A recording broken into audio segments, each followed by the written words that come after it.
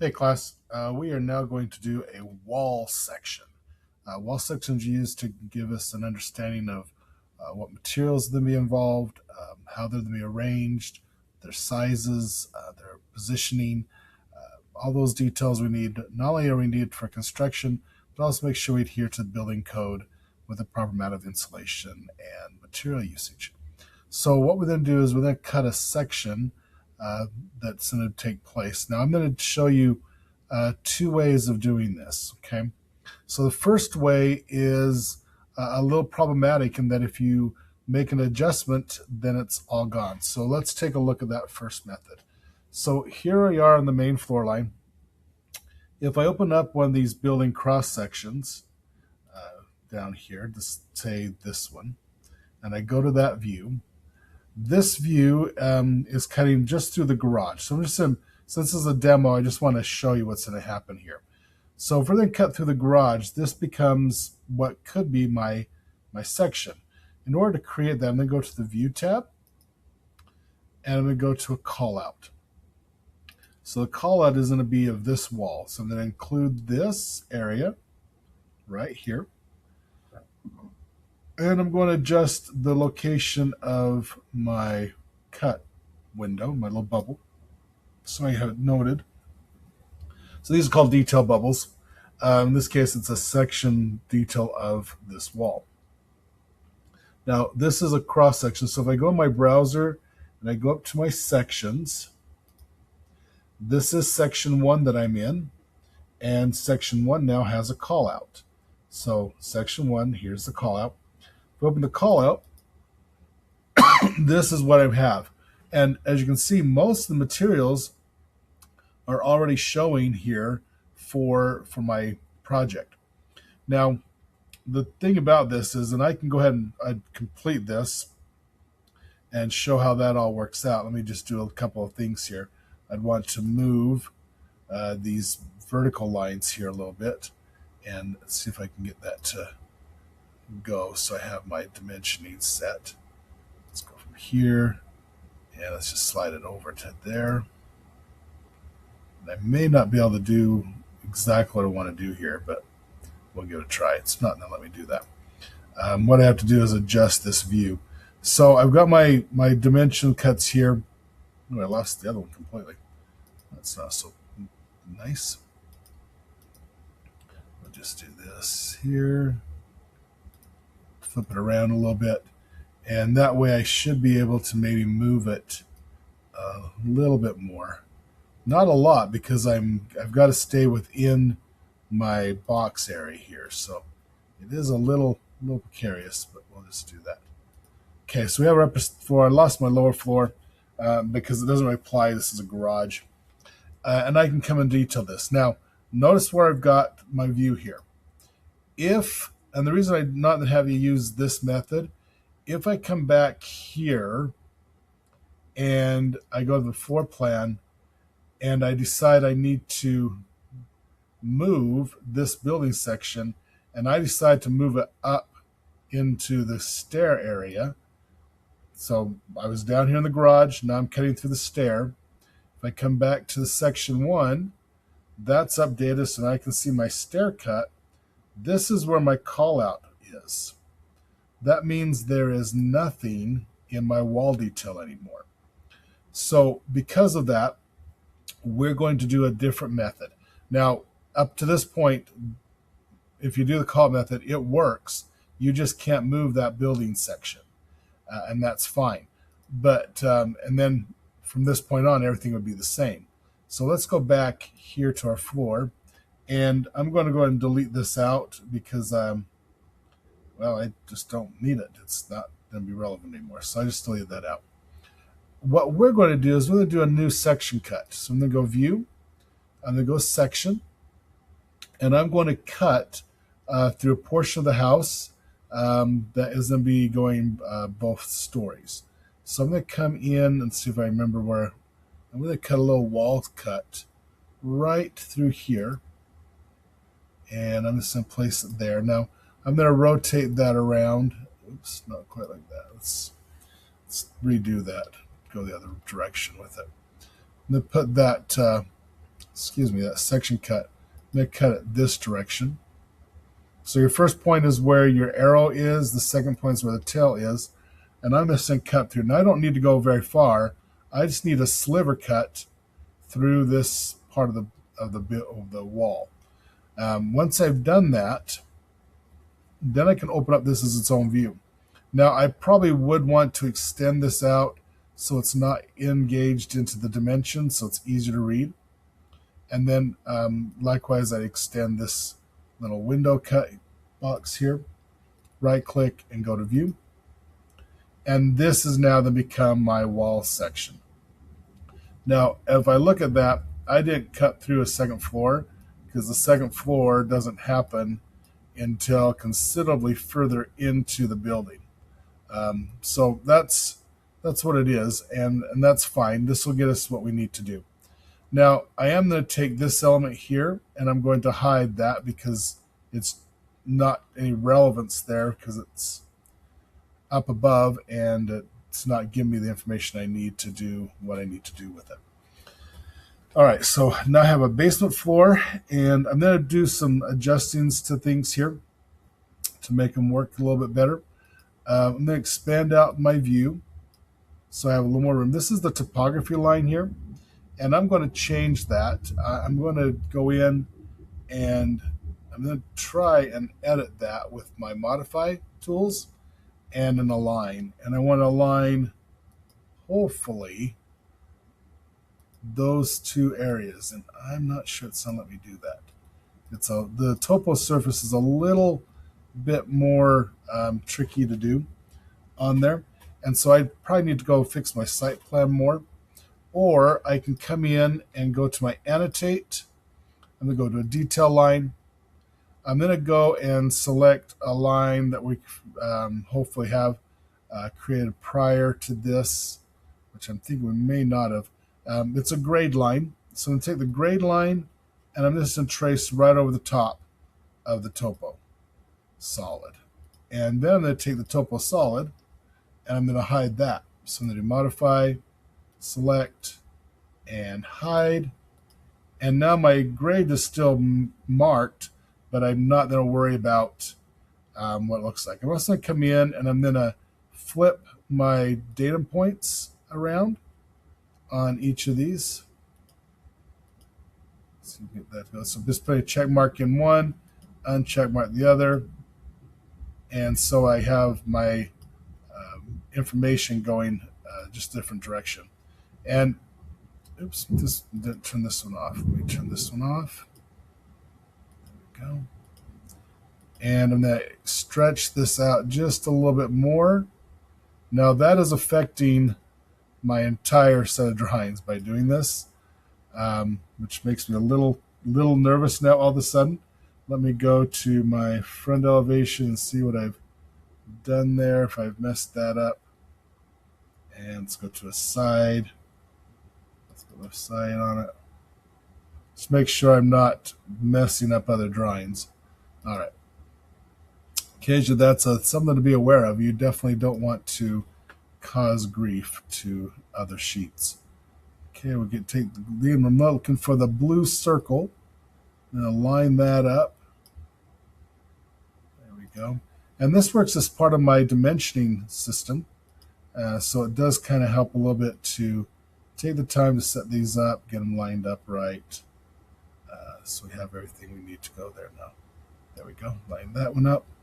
And I'm going to go ahead and pull the ends here now in so that they're not outside my viewpoint. This becomes where all my detailing is going to happen.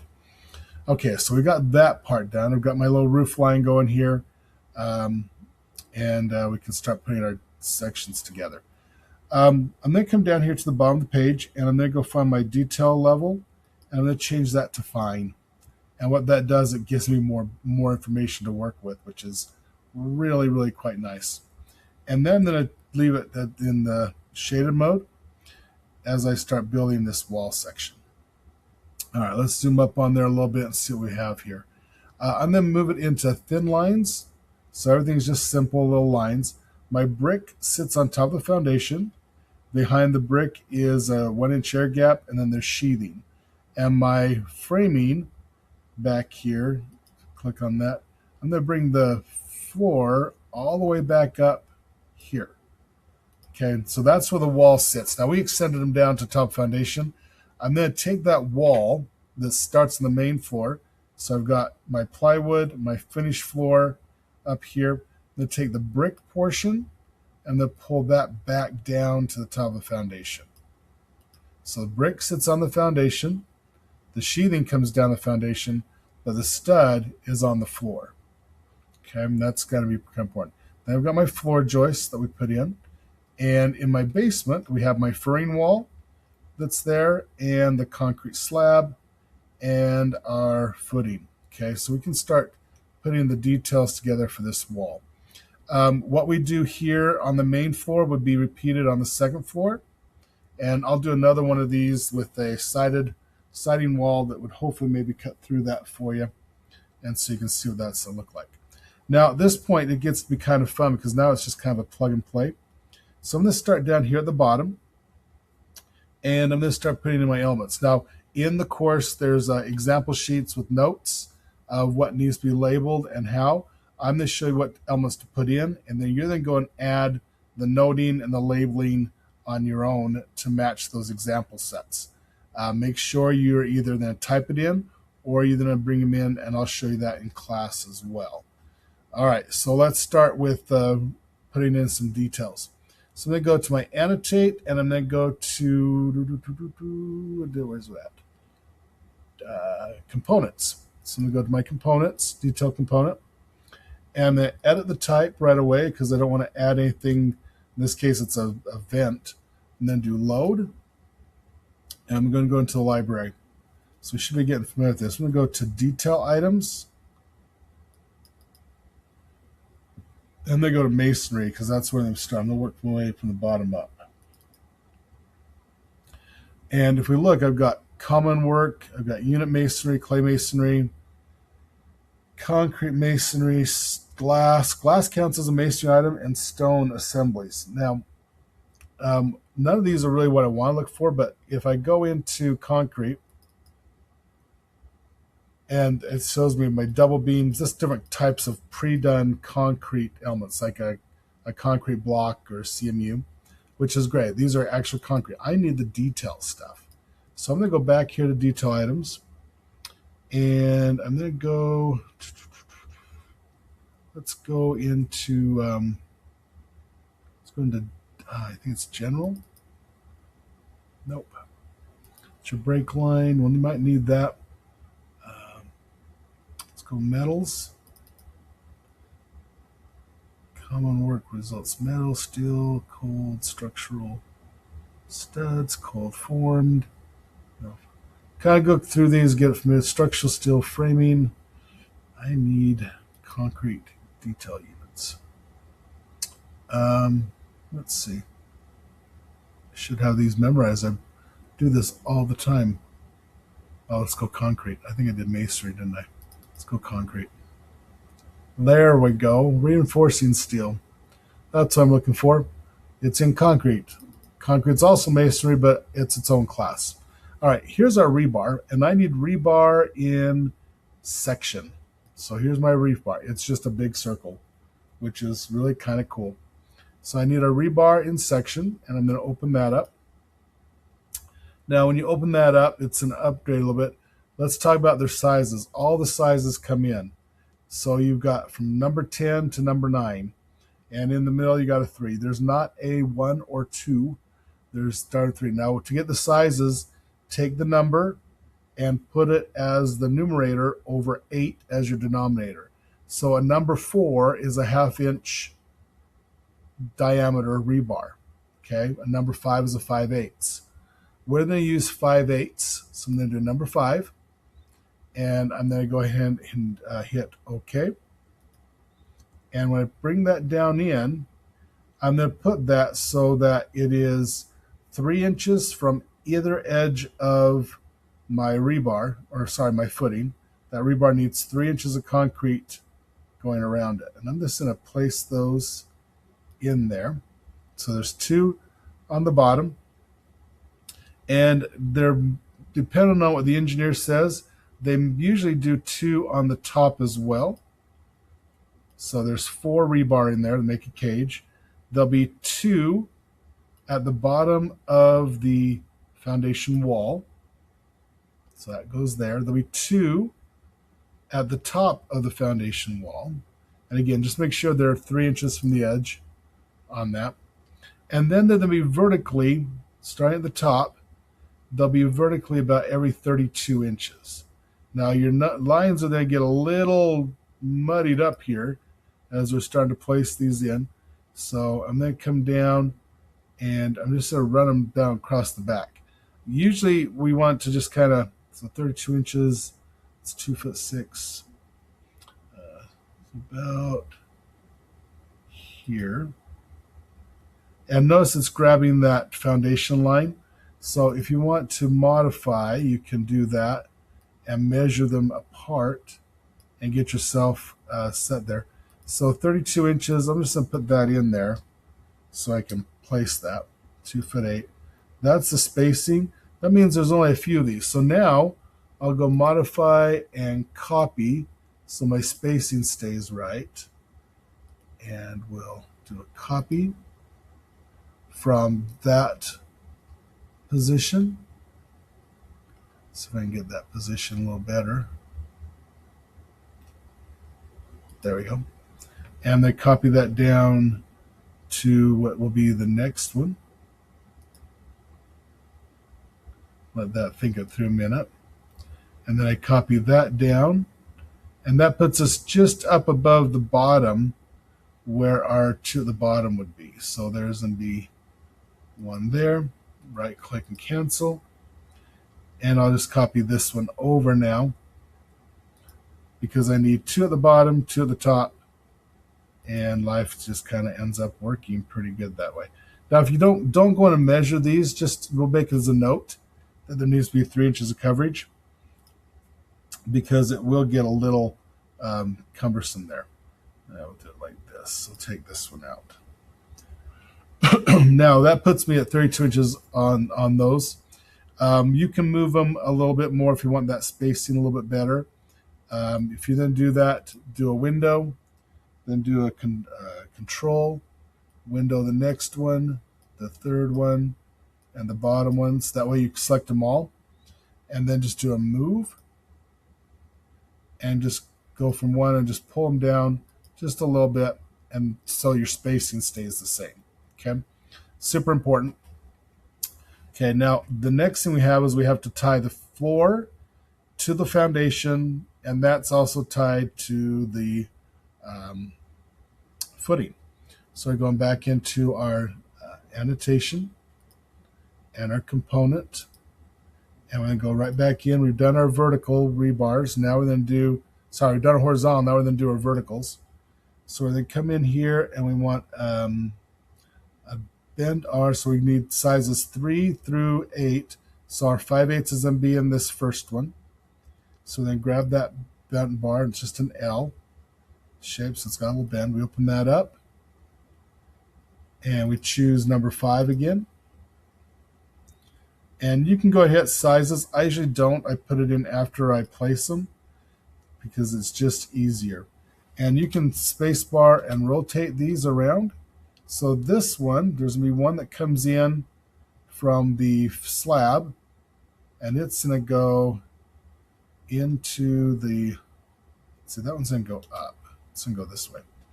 Now make sure it comes and loops around your lower rebar there so it can hold that in place.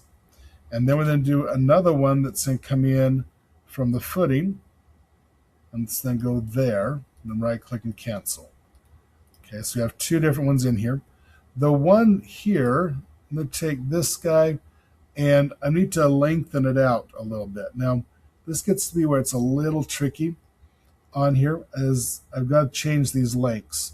So I'm going to go edit, I've got length 1, length 2. They're right here where I can change them. You really don't know which one's which. So I'm going to add a foot to number 1 here. Make that, make that a 3 and apply that. And lucky day, That's got that. So I come 2 feet in, 3 feet up. This other one, I've got to really change that one down a little bit. Notice it went back to its original, so I can change them. And I'm going to drop this down to 1 to see if I can guess right. Nope, wrong one. This one goes back to 2. Now that I know. This one is going to be 8 inches. So it's not going to go all the way through. In fact, I could probably drop that down to 6 for my representation because it's just a representation. So what's happening here is I've got this cage where these rebar are then come together. They'll be tied together, and that's going to be tied into the foundation. That's what's going to hold this whole building to the ground. Now I am going to take this one and then shift it over to the left with my arrow keys just a little bit because I have more to put in there. And this one I'm going to shift to the right just a little bit. Okay. So it does get a little crowded in here, but now I need a vertical bar that goes all the way to the top. So back to detail. And, oops, sorry. I go to annotate, component, edit type, and now I need one in elevation. So we do load. I'm looking for my elevation. There's an elevation. Open that one up. Let it update. Change that to number 5. Hit OK. And this is going to be kind of between the two. So I'm just going to place it. I'm going to rotate it so I can see the thing. Right there. So we're going to tie these all together about every 32 inches around the entire perimeter of a building. Now this one I just stretch this one up. Just grab that arrow and bring it all the way up to the doubles at the top. Okay, so there's that. And so we've got our tie down point. We got one more thing to put in here, and that's an anchor bolt. So there's an anchor bolt that now is going to hold everything together. And I'm going to shift this over just a little bit to the left, like so, just so I can get one more piece of steel down in there.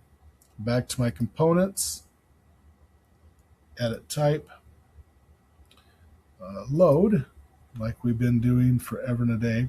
And I'm looking for an anchor bolt now. So when I look at that, I want to see if I can find one of the concrete accessories. Water stops. Anchor bolt's a little bit harder. Structural concrete. Mainly because I have to find them every time I do one of these. I kind of forget where they're at, and I just forget. Cast underlayment. Let's see.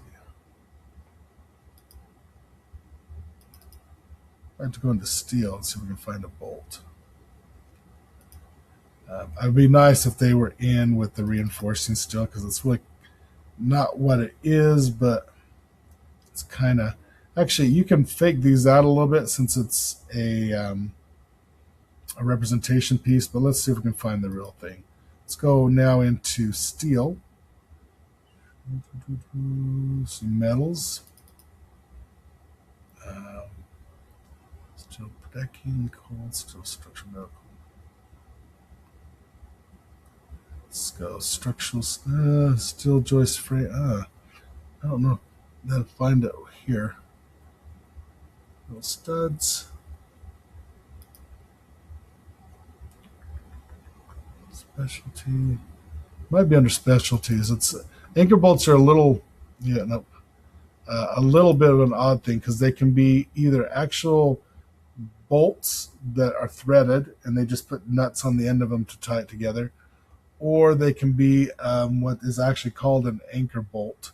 That's a J-hook to it, and so it does kind of depends on where you want to look at. So let's see if we can find it here real quick.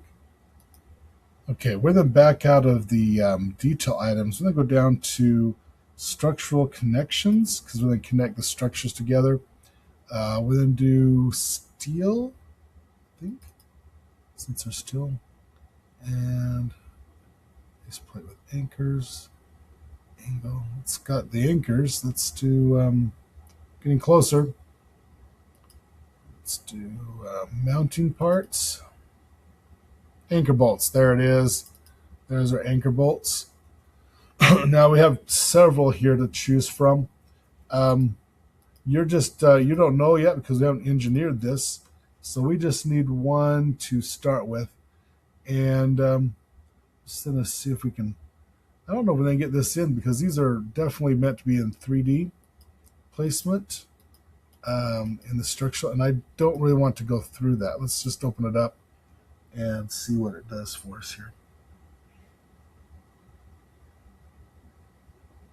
And it didn't open it up here because this is wrong. All right, so this is what we did. If I was doing the structural plan and I'm on the foundation, I would place these around the entire perimeter of my building, everywhere from 24 to 30. Let's see, it's either 24, 36, or 42 inches apart, depending upon what your wind load is from your engineer, what they say needs to be there. We don't have that information yet, so I'm just going to put in a representation of it. So I'm going to use the rebar that's in elevation and use that as a representation of the anchor bolt. Okay.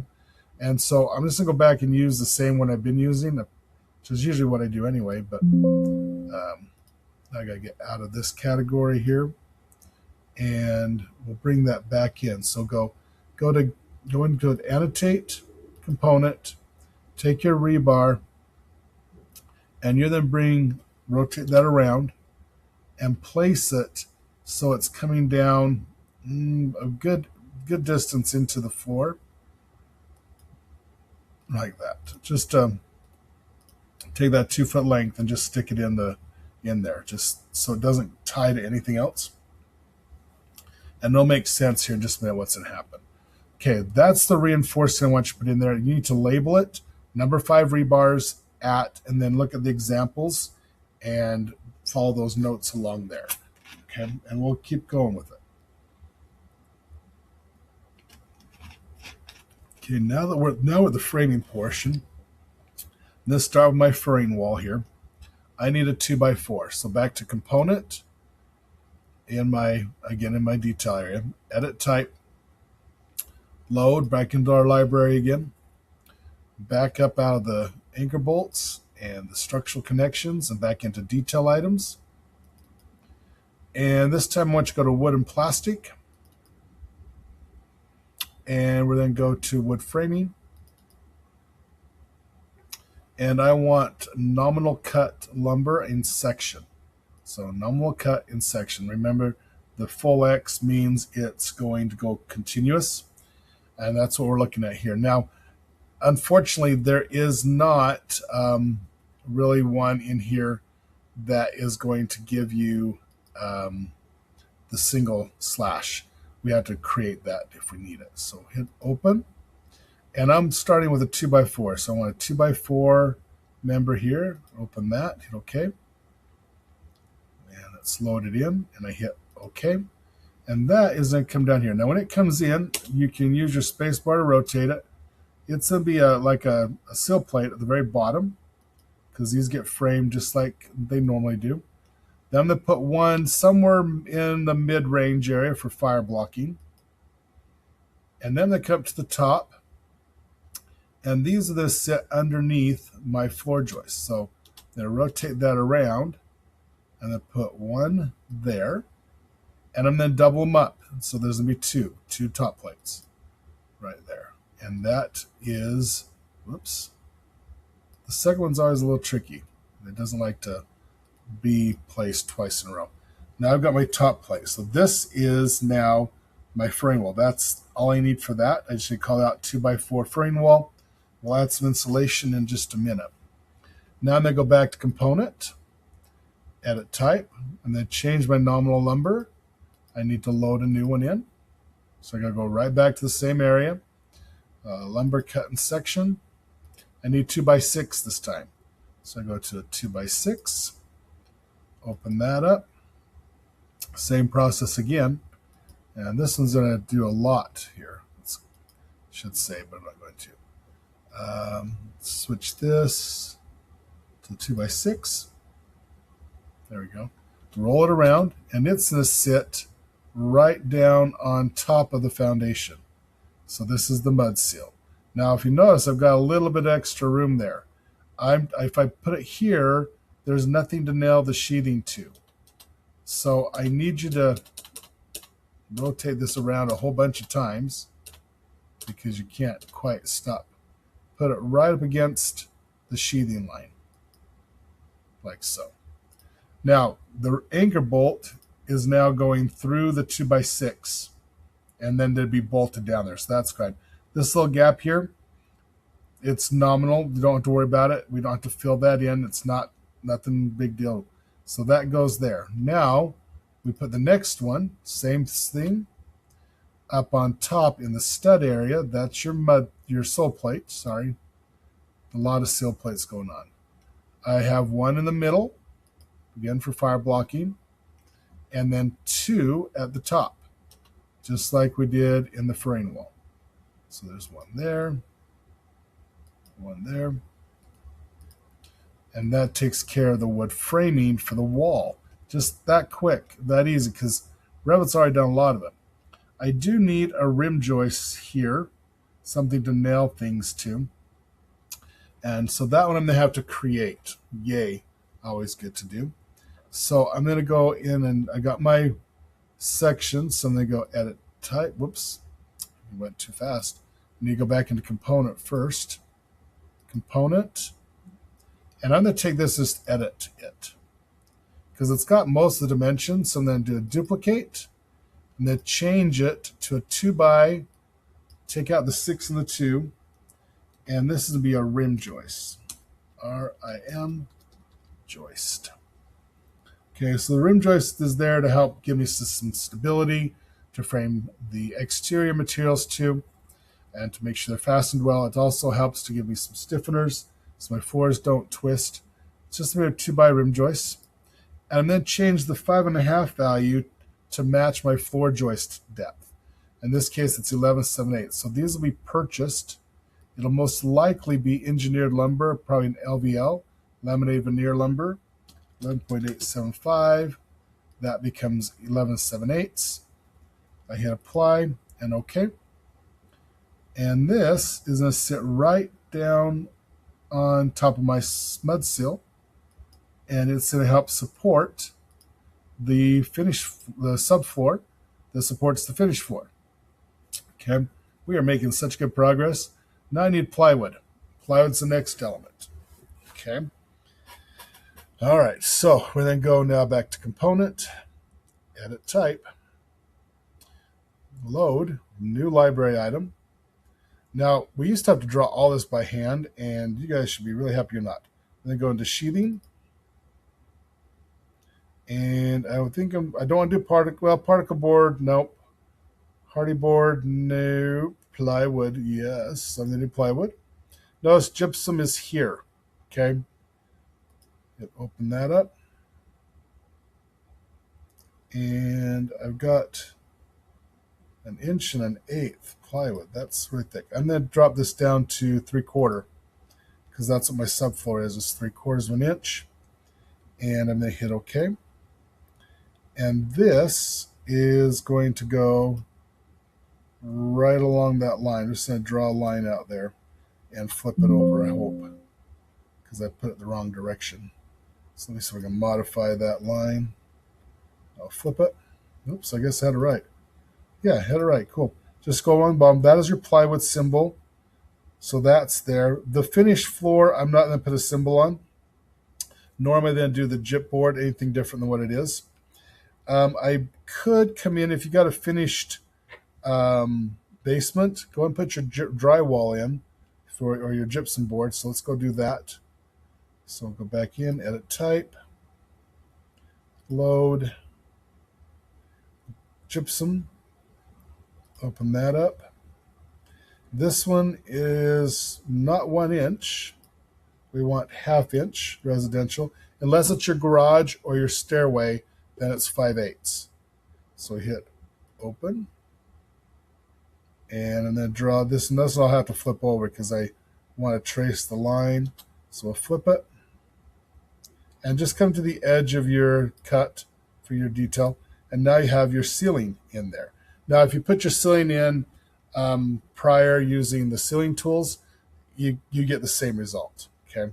Now it's just hanging down here. That's not going to work there, by the way. It's got to be up here so you can nail it to the floor joist. So I got to move that. Finish that. I'm just going to grab here and go to here.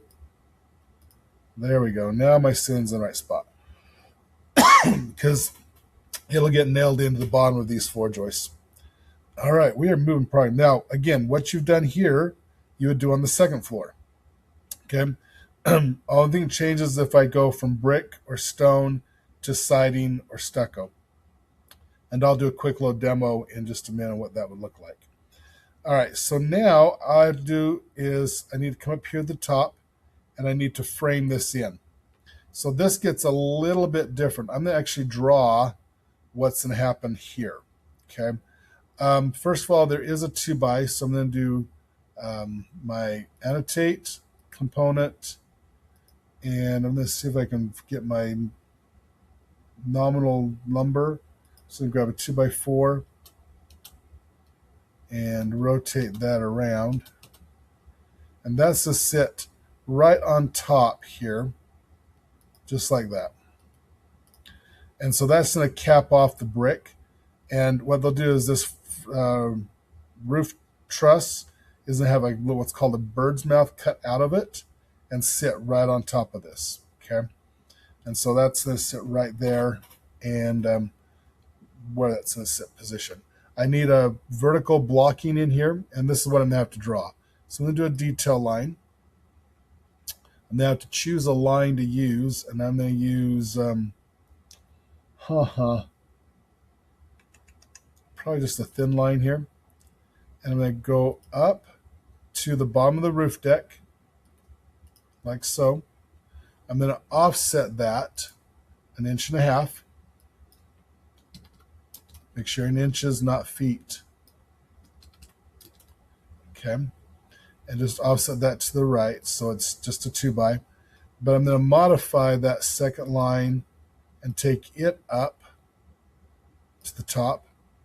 And then I'm going to draw one more line, annotate, detail line. And this is just a single diagonal from endpoint to endpoint. So this is the blocking that keeps things from flying into your house.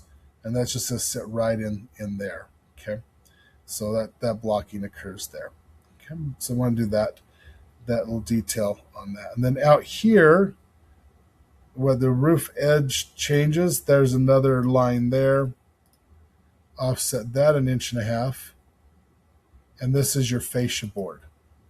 And typically what I do is this. I cut the slope to match the roof line on top.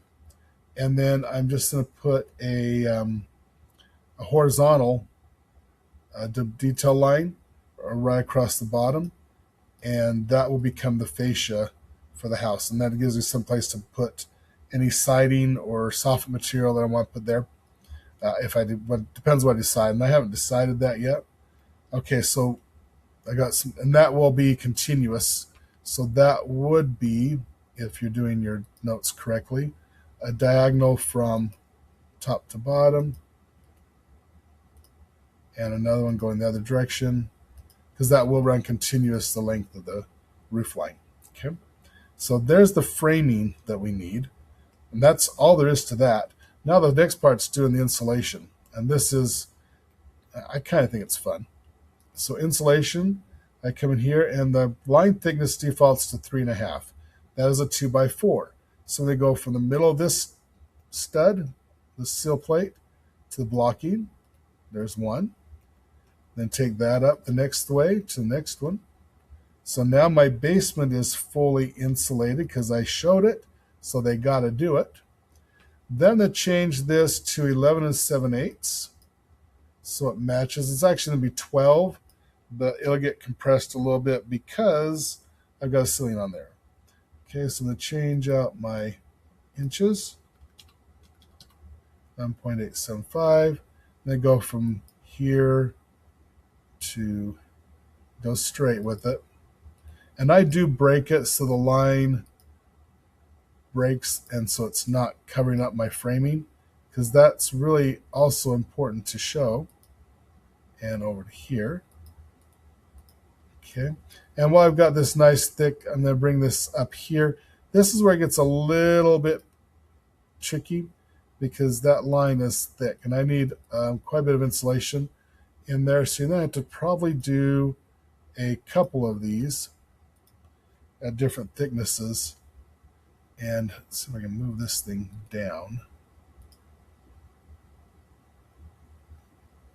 And there's nothing to grab onto, so you have to kind of eyeball it like so.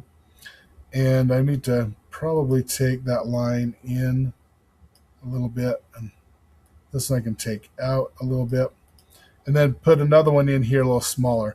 So the next one on your annotation, instead of being that height, maybe I'll go, let's go 5.5.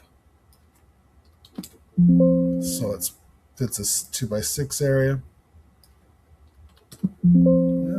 It's going to find me a little bit. There we go. Apply that. And we'll run that one through here just to make sure we understand. We want it insulation all the way in the cavity. Don't leave anything not done. And you can do a couple of things here. Depending on how kind of detail you want, you can come in and adjust things. So maybe I go 8 and switch that up a little bit, make it a little larger, and pull things back and adjust them so they fit in there just a little bit. Just so you have that marked out there. You can keep working that to get to where you want. And then I have one last one. That's my wall itself. Back to 5.5. Just going to grab midpoints and carry that down. And do the same thing below, underneath the blocking. So my house is going to be nice and snug and insulated, and everything's really, really good. Okay, now go to those examples, add your notes. Make sure you have arrows pointing to everything so it's understood. And that is your wall section. All right, you guys, well done.